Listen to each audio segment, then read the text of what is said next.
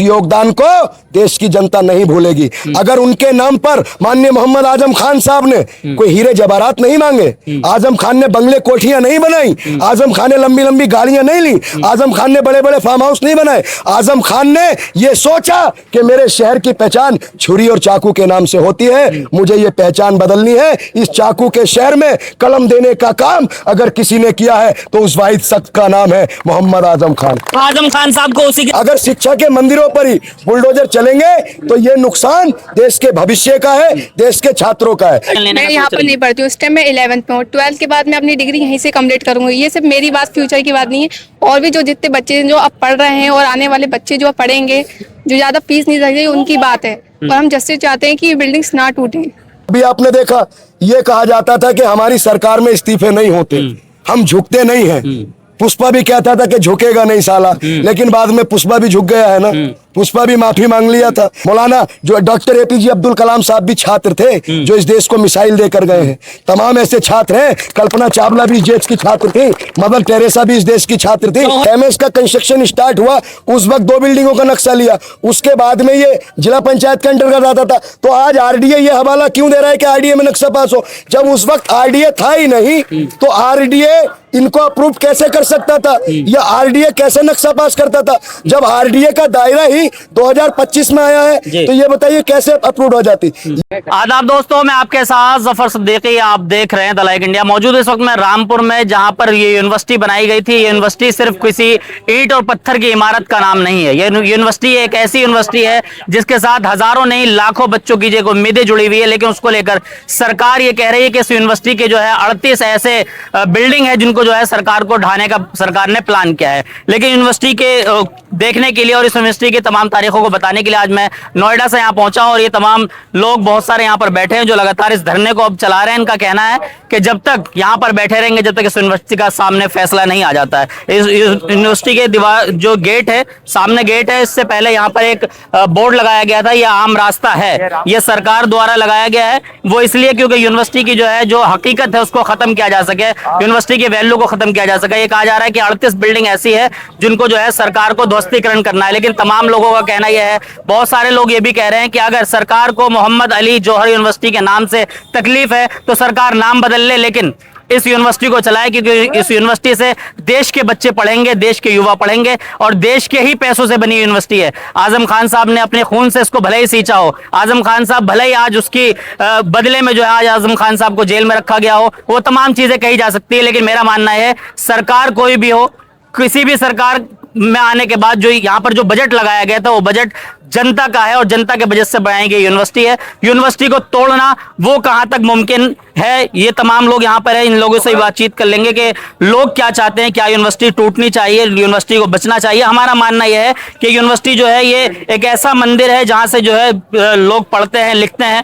और फिरोज जी, आप लगातार जो है बेबाकी से बोलते हैं, कैसे देख रहे हैं यूनिवर्सिटी को जो तोड़ने का सरकार ने फैसला किया है? सरकार का कहना है कि यहाँ पे जो बिल्डिंग बनी है, जो इमारत है, वो अवैध है। देखिए, सबसे पहली चीज, जो शिक्षा के मंदिर होते हैं वो बनाए जाते हैं, तोड़े नहीं जाते। जिस तरीके से जो ये तुगलकी फरमान आया है, आज इसके विरोध में पूरे देश में विरोध है। क्योंकि यहाँ सवाल किसी व्यक्ति का नहीं है, सवाल किसी पार्टी का नहीं है, सवाल है जौहर यूनिवर्सिटी का। ये बताइए, जो यूजीसी की रिपोर्ट में पूरे देश में 21 ऐसी यूनिवर्सिटियां हैं जो अवैध रूप से चल रही हैं, लेकिन यूनिवर्सिटी है, उनका सम्मान है। हम ये नहीं कह रहे कि उनको तोड़ दीजिए। अगर इसमें हवाला ये दिया गया है कि 40 बिल्डिंगों में 38 बिल्डिंगों का नक्शा पास नहीं है। देखिए, नक्शा पास नहीं है, पहले ये एरिया आरडीए के अंडर में नहीं आता था। आरडीए ने अपना विस्तार किया, 2025 में आरडीए के अंतर्गत आया। तो जो प्रक्रिया होती है, स्टाम्प की होती है, जो भी स्टाम्प ड्यूटी होती है, उसकी पूरी फॉर्मेलिटी कर उसको ठीक किया जा सकता है, उसका रास्ता निकाला जा सकता है। लेकिन जिस तरीके से एकदम अचानक से ऑर्डर आता है कि इसको तोड़ा जाएगा, अरे ये बताइए, इस देश में शिक्षा के क्षेत्र में कितना पिछड़ापन है। लोग शिक्षा अच्छी हासिल नहीं कर पा रहे। अगर शिक्षा के मंदिरों पर ही बुलडोजर चलेंगे तो ये नुकसान देश के भविष्य का है, देश के छात्रों का है। तो डीएम साहब का आदेश है कि ये बिल्डिंग आप अपनी खुद हटा लीजिए, नहीं तो हम हटा देंगे उसको। सर, एक बात बताइए, इस देश के अंदर, पूरे देश की बात कर रहा हूं मैं, 90% ऐसी इमारतें और भवन बने हुए हैं जिनका नक्शा पास नहीं है। तो क्या पूरे देश का ध्वस्तीकरण किया जाएगा? मतलब पूरे देश में अगर अवैध बिल्डिंग बनेंगे तो आप भी अवैध नहीं, बिल्डिंग अवैध मतलब का समर्थन अवैध है, करेंगे? अवैध है। ये जो प्रक्रिया थी, जब 2006 में इसका कंस्ट्रक्शन स्टार्ट हुआ, उस वक्त 2 बिल्डिंगों का नक्शा लिया, उसके बाद में ये जिला पंचायत के अंतर्गत आता था। तो आज आरडीए ये हवाला क्यों दे रहा है कि आरडीए में नक्शा पास हो? जब उस वक्त आरडीए था ही नहीं, तो आरडीए इनको अप्रूव कैसे कर सकता था, या आरडीए कैसे नक्शा पास करता था? जब आरडीए का दायरा ही 2025 में आया है, जी। तो ये बताइए कैसे अप्रूव हो जाती? ये सरासर गलत फैसला है। ये आजम खान से आपके राजनीतिक मतभेद हो सकते हैं, आजम खान से जो भी आपकी राजनीतिक मतभेद हो, उसके चक्कर में इन बच्चों का भविष्य बर्बाद ना किया जाए। यहाँ हजारों बच्चे पढ़ते हैं, हजारों बेटियां पढ़ती हैं। एक तरफ कहा जाता है कि बेटी बचाओ और बेटी को पढ़ाओ, तो ये बताइए यहाँ जो गेट पर बैठी है, क्या ये देश की बेटियां नहीं है? क्या इन बेटियों को पढ़ने का अधिकार नहीं है? क्या इन बेटियों को शिक्षा हासिल करके डॉक्टर, इंजीनियर और आईपीएस, आईएएस बनने का अधिकार नहीं है? ये सरासर बहुत गलत फैसला है सर। अहंकार और तानाशाही ज्यादा दिन नहीं चलती। अभी आपने देखा, ये कहा जाता था कि हमारी सरकार में इस्तीफे नहीं होते, हम झुकते नहीं हैं। पुष्पा भी कहता था कि झुकेगा नहीं साला, लेकिन बाद में पुष्पा भी झुक गया है ना, पुष्पा भी माफी मांग लिया था। तो ये क्या लग रहा है योगी जी झुकेंगे क्या? नहीं, यहाँ योगी जी नहीं झुकेंगे। यहाँ क्या देश बात? का हाँ। पूरा जो पूरे देश की जनता की आवाज है। ये लड़ाई आजम खान की नहीं है, ये लड़ाई किसी पार्टी की नहीं है, ये लड़ाई बच्चों के भविष्य की है। और इस देश का भविष्य कल भी छात्र था, आज भी छात्र है, हमेशा छात्र रहेगा। भारत का नाम रोशन करने वाले छात्र ही हैं। मौलाना जो डॉक्टर एपीजे अब्दुल कलाम साहब भी छात्र थे, जो इस देश को मिसाइल देकर गए हैं। तमाम ऐसे छात्र हैं। कल्पना चावला भी इस देश की छात्र थी, मदर टेरेसा भी इस देश की छात्र थी। जौहर यूनिवर्सिटी को बचाने के लिए क्या तैयारियां कर रहे हैं आप देखिए, लोग? ये क्या यहाँ पर लोगों को इकट्ठा करने से क्या जौहर यूनिवर्सिटी बच जाएगी? देखिए, जौहर यूनिवर्सिटी बचेगी। पहले आप जो लोगों ने ये ध्वस्तीकरण का आदेश दिया है, पहले जौहर साहब का इतिहास पढ़ें। कौन थे मौलाना मोहम्मद अली जौहर? जी। उन्होंने देश की आजादी के लिए जो योगदान दिया है, उस योगदान को देश की जनता नहीं भूलेगी। अगर उनके नाम पर माननीय मोहम्मद आजम खान साहब ने कोई हीरे जवाहरात नहीं मांगे, आजम खान ने बंगले कोठियां नहीं बनाई, आजम खान ने लंबी लंबी गाड़ियां नहीं ली, आजम खान ने बड़े बड़े फार्म हाउस नहीं बनाए, आजम खान ने ये सोचा कि मेरे शहर की पहचान छुरी और चाकू के नाम से होती है, मुझे ये पहचान बदलनी है। इस चाकू के शहर में कलम देने का काम अगर किसी ने किया है, तो उस वाहिद शख्स का नाम है मोहम्मद आजम खान। आजम खान साहब को उसी की सजा मिल रही है क्या? आजम खान, देखिए, आजम खान को सजा मिल रही है। मैंने क्या कहा, राजनीतिक मतभेदों में ये मनभेद नहीं होने चाहिए। देखिए, इतिहास ये भी चीज याद रखेगा, जिस इंसान ने बकरियां चुराई हो, जिस पर मुर्गी चोरी के मुकदमे हो, जिसको तमाम तरह के झूठे मुकदमे लगाए गए हो, लेकिन जमाना और तारीख ये चीख चीख कर गवाही देगी कि जो मुर्गियां चुराता था, जो बकरियां चुराता था, वो रामपुर के बच्चों के हाथ में कलम देकर गया, ऐसी इमारत बनाकर गया जिसका नाम मोहम्मद अली जौहर है। क्या आजम साहब के नाम को मिटा देंगे? क्या जौहर साहब के नाम को मिटा देंगे? अरे गलत फहमी में है वो लोग। जब तक सूरज चांद रहेगा, जौहर तेरा नाम रहेगा। जब तक सूरज चांद रहेगा, आजम तेरा नाम रहेगा।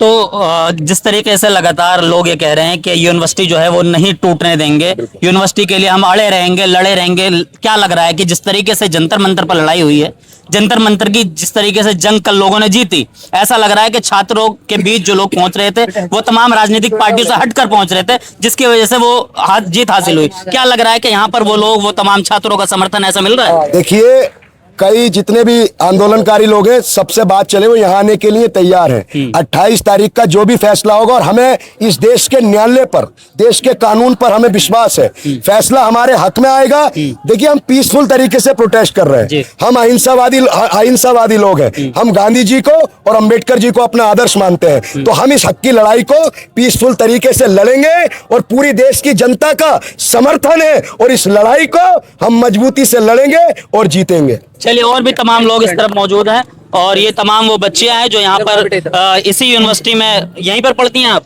मैं यहाँ पे पढ़ने आए ना फ्यूचर में। अच्छा। यहाँ पे मैं फ्यूचर में पढ़ूंगी, और यहाँ पे मेरे सारे स्टूडेंट्स हैं जो फ्यूचर में यहाँ पे आज पढ़े हैं। अगर इन बिल्डिंग तो तोड़ दिया जाए तो और फ्यूचर जो स्टूडेंट है जो पढ़ नहीं सकते, कहीं और ज्यादा फीस नहीं ले सकते, उनका क्या होगा? मतलब आप अपना फ्यूचर देख रही हैं इस यूनिवर्सिटी में? Yes sir. इसलिए यहाँ पर पहुंची हैं? यस। क्या नाम है आपका? मेरा नाम है जोया नूर। जोया नूर। आप यहीं पर पढ़ती हैं, एडमिशन लेने मैं का यहाँ सोच पर रही नहीं पढ़ती हूँ, उस टाइम मैं 11th में हूँ। 12th के बाद मैं अपनी डिग्री यहीं से कंप्लीट करूंगी। ये सिर्फ मेरी बात, फ्यूचर की बात नहीं है। और भी जो जितने बच्चे जो अब पढ़ रहे हैं और आने वाले बच्चे जो अब पढ़ेंगे, जो ज्यादा फीस नहीं लगेगी, उनकी बात है। और हम जस्टिस चाहते हैं कि ये बिल्डिंग्स ना टूटे। चलिए, बहुत बहुत शुक्रिया। देखिए, ये वो बच्चियां हैं। आप यहीं पे स्टूडेंट हैं? नहीं, मैं इस समय मिल्टन एजुकेशनल एकेडमी बिलासपुर का एक क्लास 11th का स्टूडेंट हूँ। और मेरा भी सपना है कि मैं इस यूनिवर्सिटी में पढूं अपने 12th के ग्रेजुएशन के बाद में। और जिस तरीके से आज इस यूनिवर्सिटी को राजनीतिक भावनाओं, साजिशों और जुल्म का शिकार बनाया जा रहा है, ये बिल्कुल एक देश के लिए शर्मनाक हरकत है। जो ताकतें इल्म की रोशनी को फैलने से डरते हैं, वे बिल्कुल गलत हैं। ये रोशनी बिल्कुल आगे बढ़ेगी और इस यूनिवर्सिटी को मैं तोड़ने नहीं दूंगा। अच्छा, तोड़ने नहीं देंगे जी। ये जज्बा देखिए, ये वो छात्र हैं जो अपना फ्यूचर इस यूनिवर्सिटी में देख रहे हैं। मैंने पहले ही स्टार्टिंग में कहा था कि ये यूनिवर्सिटी जो है वो किसी ईंट और पत्थर से बनी हुई एक इमारत का नाम नहीं है। ये यूनिवर्सिटी जो है, ये वो यूनिवर्सिटी है जहां पर बहुत सारे ऐसे बच्चे जो अपना फ्यूचर देख रहे हैं, बहुत सारे वो बच्चे हैं जो ये समझ रहे हैं कि आने वाले वक्त में हम इसमें पढ़ेंगे। ये आजम खान साहब ने इसलिए बनवाई थी क्योंकि जैसा कि अभी एक साथी बता रहे थे कि जब ये चक्कू के नाम से रामपुर मशहूर हुआ करता था, कि उस मिसाल को बदला जा सके, कि यहाँ पर जो है कलम की मिसाल दी जा सके, इसलिए यूनिवर्सिटी को बनाया गया था। जो बच्चे ज्यादा फीस नहीं दे सकते हैं वो बच्चे यहां पर पढ़ें, किसी धर्म समुदाय के लिए इसको नहीं बनाया गया था। मैं इस वीडियो के माध्यम से भी योगी आदित्यनाथ जी से भी कहूंगा कि योगी जी, अगर आपको इस यूनिवर्सिटी के नाम से तकलीफ है तो शायद आपको स्वतंत्रता सेनानी से तकलीफ है।